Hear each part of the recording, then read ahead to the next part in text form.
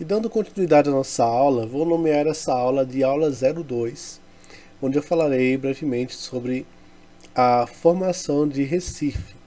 Recife foi fundada em 12 de março de 1537.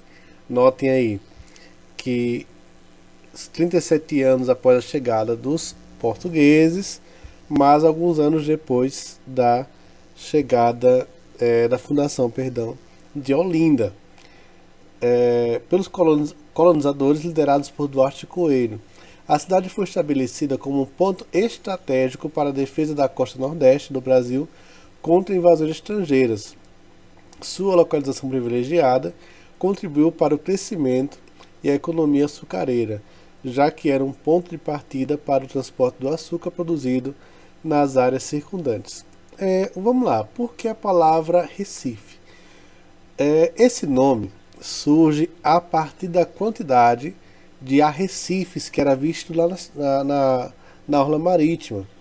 A quantidade de pedras gigantescas que existiam dentro da água, dentro do mar. E isso fez com que a palavra arrecife motivasse então a os recifes, Recife. Então a partir daí a palavra Recife surge como uma variante da quantidade de arrecifes. Então essa cidade ela passa a ganhar notoriedade ao longo dos anos, porque ela é um ponto de partida tanto para a chegada de novos navios com imigrantes, com colonos para o Brasil, para a capital de Pernambuco, quanto também para a partida de pessoas rumo à Europa e, consequentemente, o transporte de navios lotados de açúcar. Sem falar nisso, além disso, aliás, é importante lembrar que, por ser uma cidade, uma localização marítima, ela se fortalecia como um ponto estratégico de combate às invasões. Então, quando chegava um navio, quando se aproximava um navio com invasores, com pessoas interessadas na invasão, era muito mais fácil visualizar a partir de Recife. Então, se tornou um ponto estratégico de defesa. A partir de então, ao longo dos anos, é que Recife vai ganhando então visibilidade, onde eu vou falar posteriormente desse confronto que existia entre Recife e também Olinda. Durante o período colonial, Recife se tornou um importante centro econômico devido à produção de comércio de açúcar, cana-de-açúcar. A região de Pernambuco, onde Recife está localizada, tinha condições climáticas favoráveis para o cultivo da cana-de-açúcar, o que impulsionou a economia local. Pernambuco, de modo geral, na verdade o Brasil como um todo, né? É a parte conhecida do Brasil que pegava as capitanias, todo geral. Elas tinham um clima agradável, um clima propício para a plantação de açúcar. Então não era um clima que não era frio e configurava condição favorável para esse cultivo, para a colheita, para a produção do cana-de-açúcar, implantação de engenhos, enfim. Então, a partir de Recife, a produção era escoada, a produção de Pernambuco era escoada rumo à Europa. Então, tudo isso fazia com que a região fosse uma região cobiçada principalmente pelos holandeses. Devido a isso, Pernambuco passa ao longo dos anos por uma sequência de invasões. Daqui a pouco eu vou falar sobre a invasão holandesa e o governo de Maurício Nassau, mas é importante ressaltar que o Nordeste como um todo foi cobiçado pelos holandeses, por países que queriam se apropriar dessa produção, que era uma produção muito lucrativa, diga-se de passagem. Vamos lá, falando sobre essa invasão holandesa, no ano de 1630, a cidade foi invadida pelos holandeses, que a transformaram em capital da Nova Holanda. Durante esse período ocorreram importantes transformações urbanas e culturais em Recife. Os holandeses implementaram um sistema de gestão urbana eficiente, construíram fortificações, canais e pontes e desenvolveram a infraestrutura da cidade. Além disso, houve influências culturais significativas como a introdução da arquitetura holandesa e o estabelecimento de uma comunidade judaica. Sobre isso eu falarei daqui a pouco também nesse slide, mas é importante você lembrar que a chegada dos holandeses, as invasões holandesas, elas não mudam significativamente a vida no Brasil colônia. O que acontece é apenas uma transformação, uma mudança de um proprietário para outro. Lembrando que eles ficaram no Brasil por 24 anos, na ocupação de Pernambuco por 24 anos. Mas isso não significou liberdade para os índios, não significou o fim da escravidão, porque eles estavam interessados apenas na lucratividade que a cana-de-açúcar fornecia. Ocorreram algumas mudanças, não posso negar, como as construções, a questão da tolerância religiosa, mas que a ideia era justamente a exploração. Você pode perguntar, como alguns alunos já me perguntaram, professor, mas se os holandeses tivessem ficado no Brasil, tivessem dominado o Brasil, a gente hoje seria um país mais avançado do que um país que ficou dominado por Portugal? E a minha resposta é não. Não seria, não mudaria muita coisa, porque o que configura o avanço de um país é o tipo de colonização que ele teve. No nosso caso, o Brasil foi uma colônia de exploração, seja com portugueses, seja com espanhóis, seja também com holandeses. A ideia era tirar o recurso daqui e ir para outro país, voltar para o seu país de origem. Não foram colonos que vieram para o país com a ideia de fazê-lo desenvolver.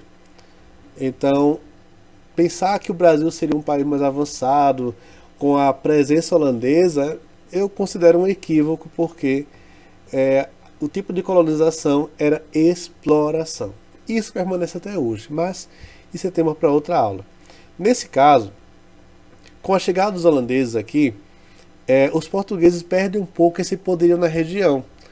Eles perdem essa batalha, mas não perdem a guerra contra os holandeses. Porque ao longo dos anos, os portugueses, os luso-brasileiros, como se falava naquela época, que eram pessoas que vieram de Portugal e moravam no Brasil, luso, português, brasileiro, os luso-brasileiros, eles investiram durante anos e anos e anos contra essa permanência dos holandeses no Brasil. Até que um dia, até que uma época, devido a várias batalhas, os holandeses são expulsos do Brasil. Mas isso depois de mais de 24 anos de permanência holandesa no Brasil.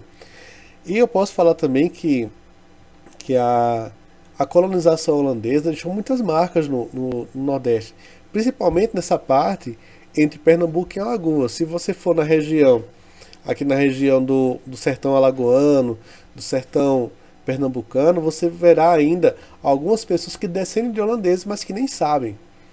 Pessoas brancas de olho azul, que são descendentes de portugueses, de holandeses, e de holandeses especificamente, que ficaram na região depois dessa expulsão, que já estavam por aqui e não ofereciam nenhum risco à colonização portuguesa, mas que permaneceram, e que são pessoas que descendem dessa linhagem dos invasores, entre aspas. Eu falo entre aspas porque vamos pensar o seguinte: quem estava invadindo o que, afinal? Primeiro os portugueses invadiram o Brasil e tomaram então seu território. Depois os holandeses tomaram o território que os portugueses tomaram dos indígenas. Então esse termo de invasão ou de colonização ele é muito complexo, porque eram invasores que estavam enfrentando invasores, outros invasores. Então é um pouco amplo aí para esse debate. De todo modo, essa presença holandesa no Brasil, no Nordeste especificamente, ela tinha uma intencionalidade, que era tomar posse desse cultivo da cana-de-açúcar, da lucratividade do açúcar, que era exportado para a Europa, que era exportado para outros países, com Portugal, como parceiros comerciais de Portugal, e levava então uma rentabilidade muito boa. E quem tomasse posse dessa lucratividade, e com certeza enriqueceria. Mas, de todo modo, essa presença dos holandeses, ela moderniza um pouco Recife, moderniza um pouco Olinda, mas não em grande escala, não em larga escala, a ponto de fazer, então, o lugar se tornar uma grande metrópole nas mãos dos holandeses. Não vou dizer que não houve mudança, mas teve uma urbanização aí, uma transformação que não foi tão impactante assim. Em 1649, ocorreu então a Batalha dos Guararapes, né, entre 48 e 49, que foi então um marco da independência do Brasil. Os brasileiros derrotaram então os holandeses, expulsaram-nos da região. Os brasileiros, liderados por André Vidal, Negreiros e Henrique Dias, enfrentaram os holandeses em uma série de batalhas decisivas. Essa resistência, culminou na vitória brasileira, resultando na expulsão dos holandeses da região de Pernambuco, a Batalha dos Guararapes. Então, essa Batalha dos Guararapes, que aconteceu em Pernambuco, uma série de batalhas, na verdade, uma sequência de batalhas, motivou então, ocasionou essa expulsão dos holandeses definitivamente do Brasil. Alguns ficaram, como eu falei, né? Foram pouquíssimos que ficaram, mas porque não ofereciam nenhum risco, ou que já estavam na região, já tinham formado família, acabaram ficando. Mas aqueles que ofereciam risco à colonização portuguesa foram de fato expulsos. A Batalha do Guararapes simbolizou na determinação e desejo brasileiros de se libertarem do domínio estrangeiro e consolidou a presença portuguesa no território brasileiro. Ou seja, até essa época, Portugal estava confrontando por muitos anos, por mais de 20 e tantos anos, os holandeses. Mas com essa expulsão dos holandeses, o Brasil volta então ao domínio e ao monopólio português. Nesse caso, essa expulsão, ela simboliza, como o texto fala aqui, simboliza um anseio a esse retorno do domínio português. Então, a partir daí, definitivamente não oferece mais um risco externo, não oferece mais um risco aí a essa dominação dos holandeses. No século XIX, Recife passou por um período de crescimento acelerado, impulsionado pela expansão da indústria açucareira e pela construção do porto de Recife. A produção de açúcar continuou sendo uma importante fonte de riqueza para a região e o porto se tornou um dos mais importantes do país, facilitando o comércio marítimo e impulsionando o desenvolvimento econômico da cidade.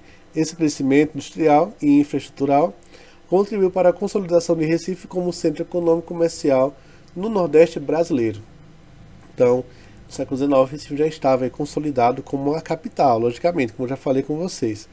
Mas Olinda já tem perdido a sua importância nos termos de ser uma capital, e Recife passava então a ter esse destaque. Tá? Eu falei na aula anterior, inclusive, que Recife é conhecido como Veneza brasileira, devido à quantidade de portos, de rios, de lagos dentro da cidade. E eu vou encerrar por aqui essa aula sobre Recife, mas daqui a pouco continuo falando sobre o governo de Maurício de Nassau. Espero que tenham compreendido. Eu preciso das aulas curtas assim, porque eu não estou conseguindo falar por muito tempo. Então é importante cortar para não ficar cansativo nem para mim nem para você que está assistindo. Volto já.